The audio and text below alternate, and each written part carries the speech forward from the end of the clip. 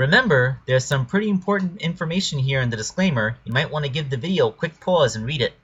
Oh, hey everybody, it's me, Sonic! Sonic the Hedgehog! Just here to remind you that if you haven't already, make sure to hit that like button. And for even more amazing customs, don't forget to subscribe to Wake Angel 2001! Because between you and me, they're way past cool!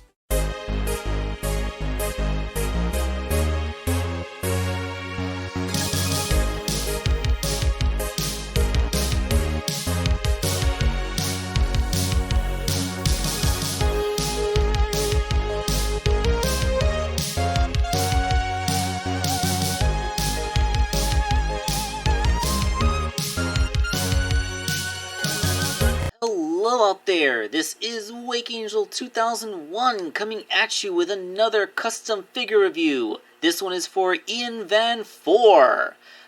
He wanted none other than Ganondorf, the Ocarina of Time version. Now before we get into the video, I just want to have this quick little cameo from my Reddit thread. There has been a promise to draw Demon the Cat in the Jacko pose if that post gets 10 upvotes.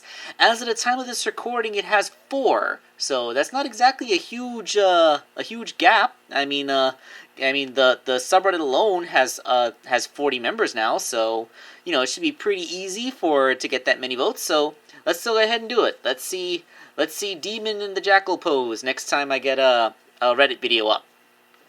Okay, now on to Ganondorf. Now Ganondorf is a fascinating character to me because he is up there as one of the iconic video game villains. Like, people think of Ganondorf in the same veins as they think of Dr. Eggman or Bowser. Like, he is the bad guy of one of the most popular and well-regarded video game franchises in history. But funnily enough, not counting non-canon games such as Hyrule Warriors, he has only been in 3 games in the entire franchise, and he didn't even make his first appearance until like the 5th game. Wait, how many games were there? There was the original Zelda, then Zelda 2, then Link's Awakening on Game Boy, Link to the Past on Super Nintendo, and then Ocarina of Time. Yeah, Ocarina of Time was the 5th game in the franchise, so yeah, he didn't actually make his appearance as himself until the 5th game.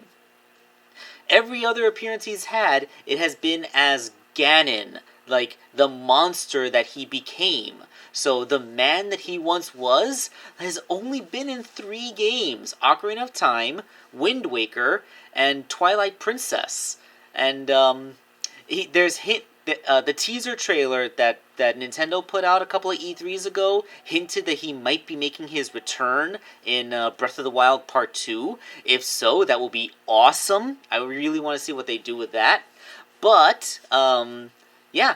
There's been nearly 24 games in the franchise, and this guy has been in a whopping 3 of them. Isn't that kind of an interesting little thing? Okay, so, the base figure for Ganondorf is going to be Cottonmouth from Marvel Legends. This snake-looking dude is actually a pretty dead ringer for Ganondorf, at least physique-wise.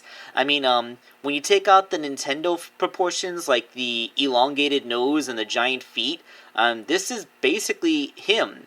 Look, I even put Cottonmouth next to the official Ganondorf figure, and they even kind of have the same faces. They have the same expression, and they have the cheekbones, and everything is pretty much in the same place. The only real difference is, again, Ganondorf's elongated nose, which was part of the style.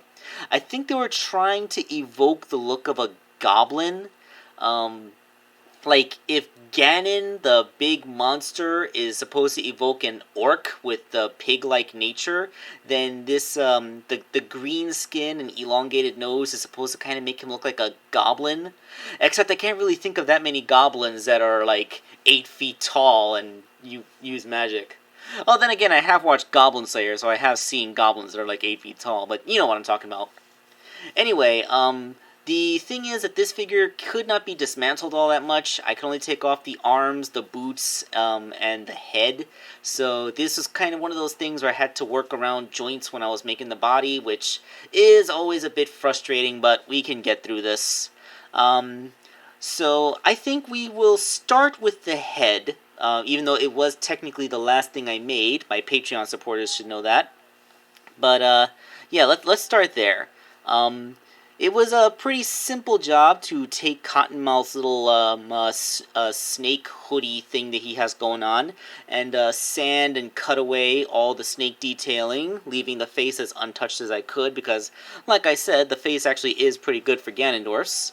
And then once all that was out of the way, sculpting on his ears. Funny thing, at least in the Ocarina of Time version, Ganondorf has round ears like a regular human. In Wind Waker, his ears are pointier, like not quite as elongated as a Hylian's, but like, you know, it's kind of weird how he has like round ears. But then again, that seems to be a trait of the Gerudo. They have round human-like ears, while Hylians have long ears. But I digress. Let's see, I sculpted on his mutton chops, his funny M-shaped hairline, and cleverly enough, I was able to use his little Gerudo tiara thing to hide in the seam line left over from the snake hood. So everything worked out. It looks kind of funny like this, but once properly painted with his sickly green skin tone and his fiery red hair, that's looking a lot like Ganondorf, isn't it? Yeah, I mean, I did try to sculpt a longer nose, but it didn't look right. It looked like he was trying to wear Groucho Marx glasses, you know, like those things with the little mustache attached to a giant nose you put over your own nose. Like, I figured maybe this little anachronism with the smaller nose would be okay. I mean, if the commissioner wants, then I can replace it, but I think the only thing I could do is try and 3D print one based off of the model, and, like, that might be possible with the Smash Brothers one, but, like, I don't think that the model is, like, quite as detailed, or, like, like, printing a human head is actually very difficult to do, is what I'm getting at. So, like, when you have a head that's in any way compatible, I try to go for that.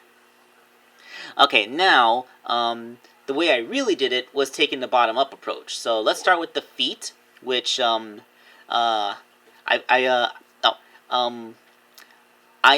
Van told me that I could go ahead and use the official Ocarina of Time action figure as a style and color guide.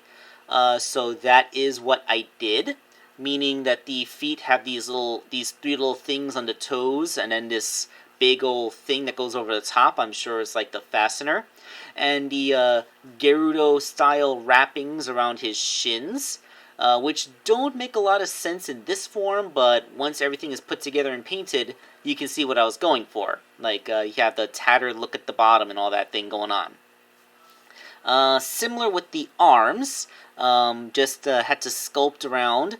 And I also put those little seam things that he has going over his biceps. I don't know what they're for, other than perhaps to make his muscles look even bigger than they actually are. Because, well, you know, Ganondorf is just a big old ball of toxic masculinity, isn't he? I kid. I don't actually think that. I mean, the dude ruled over a country and populated entirely by women, and was raised by a couple of 200-year-old witches. So, you know, I'm pretty sure he had at least a decent respect for women, as much as a reincarnated demon lord could have. Oh, that's another thing. Is Ganondorf actually a Gerudo man who is possessed by the demon god Ganon? Or is he the mortal reincarnation of the demon god Demise? Like in the same way that Zelda is a mortal reincarnation of the goddess Hylia, is Ganondorf that for Demise? Or is Demise possessing? Like, I'm actually genuinely curious about that. Like, the only time he ever had any kind of redemption arc was at the end of Wind Waker, and when they made Wind Waker, they hadn't really come up with the whole story of the reincarnation cycle yet. That's something that they kind of made up with Skyward Sword. Huh. That's a lot of baseless speculation that I really shouldn't be getting at right now, because we're talking about making a toy. So yeah, the arms have the thing sculpted, and The hands, I didn't need to modify too much. I just kind of used craft foam to make that little armor thing that he has in the back of his hand. And there is an alternate hand in there. Ian sent me a clenched fist. I think it came from a Thanos or something, given all the detailings on it. But basically, he just wanted me to modify this into a holding thing hand so that it could hold on to a sword. So this is the baseline arms with the open gesticulating hands, which again fit Ganondorf really well because he is a sorcerer, a warrior sorcerer thing, so he's gonna need clenching hands to hold balls of lightning with. And then there's his holding thing hand, which I just drilled a hole through so it could hold on to the handle of this sword that Ian sent. Now, it's a little bit undersized, but it is actually quite amazing how much like Ganondorf's sword this thing is shaped. I'm not sure Ganondorf's sword is based off of, like, some actual historical sword that people use. Like, I genuinely do not know. I'm sure there's some sword experts who will be able to tell you, oh, yes, that's a version of the scimitar called the hammerhead, blah, blah, blah, blah, blah. I don't know, and I'm sure someone in the comments will. I'm not going to go into that level of detail for research on a Ganondorf action figure. Unless maybe I was making a roleplay sword pointedly, but, you know, we're not doing that. Alright, so we get into some more sculpting for the legs. He has these, like, leather chaps that go all the way up to his thighs. I think they're separate from his boots. I don't think he's wearing thigh-high boots because, like, he has this armor around the calves, which I think defines the top of the boot. And I used a nice little hybrid of hand sculpting and craft foam. Like, I use craft foam wherever I would need sharp edges, like on the edge of armor and stuff like that, where I used sculpting for softer things, like the fabric wraps on his knees, and for the leather that goes all the way up to his thighs. I figure, like, the hand sculpted look would help with make it appear to be like softer, more flexible material that he's wearing. I hope I'm kind of making sense here. And speaking of which, his armor on the upper half of his body is also made out of craft foam. This is actually just some weird shape that I cut out. Like, again, I was using the official Ocarina of Time action figure as a reference for the most part. So this is what it looks like on the front and the back. And once all this was properly shaped and put in, and held in place with glue, I used sculpting to again make the soft parts, like that little fabric part that goes in between the armor plates and his little necklace, and then began the long and arduous task of painting the torso.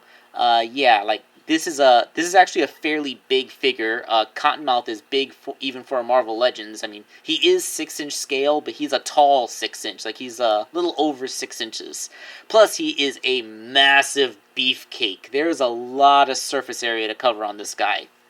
But I did manage to get everything in place, which is good because I had to mix that brown, and I had to make sure that I mixed enough of the brown to paint the entire figure, and that I did it fast enough that I could use it all before the brown paint congealed, because then trying to mix the same shade again twice just would not be very easy to do. And again, although I call it brown, it's actually mostly orange paint with only a couple of drops of brown added to it. That's how you get that whole cured leather look. One thing that deviated from the official Ocarina of Time figure that matches the reference art I showed you at the beginning is that this Ganondorf has a long flowing cape. So this is the shape that I cut out of that red t-shirt that I used to make King K. Rool's cape last year. And that King K. Rool is still unsold, so if anybody wants a 12-inch King K. Rool figure, let me know in the comments. We can work something out. And I used the sandwich zip ties. I didn't literally get them off of off of bread bags. Like, these are the kinds that you buy in the hardware store, so nobody think that I'm recycling the twisties that come off of my bread. This is an actual thing I got. But yeah, I glued that to the fabric so that it could be one of those posable deals, so the cape can actually be moved and posed, so you can make it look like it's billowing behind him or blowing in wind. You'll see the whole thing later. And it's glued on over his armor in very a very convincing manner in such a way that it flows nicely. And of course, this part of the figure is headless because these are the pictures that I took to present to Patreon before I actually had made his head. Of course, I showed you guys how I made his head at the beginning of the video, so let's just attach it. And there we go! Ganondorf! I don't know, I think maybe it's because I'm used to looking at the official figure that has the gigantic feet, but this kind of makes his head look big. But yeah, his head is normal size. It's just that the proportions of the figure are more human. Like it's almost hilarious how small his feet look when you're comparing it to the giant clodhoppers that the official Ganondorf toy has. Although I guess that's just artistic license on Nintendo's part. But yeah, as a Marvel Legends figure, he is superposable, and it's fairly easy to pop his left hand out and swap it for the other hand, which does go in there fairly well enough. I mean, it is a different style peg, but it's not like it falls out. It holds in there pretty good, and he has enough friction to pose. And this Ganondorf does look pretty cool next to other figures, like my custom Urbosa, who the current chief of the 100 years ago chief of the Gerudo, or you could still say current if you're going with Hyrule Warriors Legends.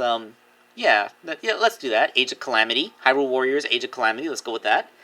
So yeah, taking on she said that that Calamity Ganon once appeared in the guise of a Gerudo, so she had a particular grudge against him because of that, which is a nice little callback.